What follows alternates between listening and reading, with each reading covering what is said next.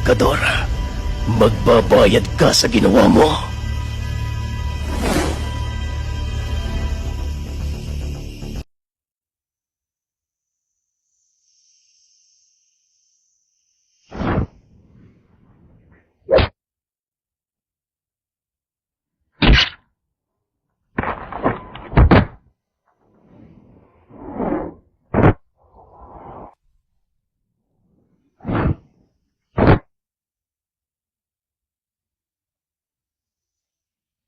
Nanay Emma, ano pong gagawin natin?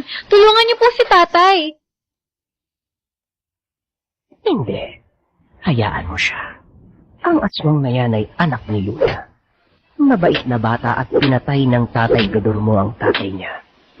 Hayaan mong makapaghiganti ang binata. Kung papala rin siya, mas magiging maayos din. Dahil matitigil na ang kasamaan ng tatay mo. Matagal ko nang hinahangad na magkaroon siya ng katapat.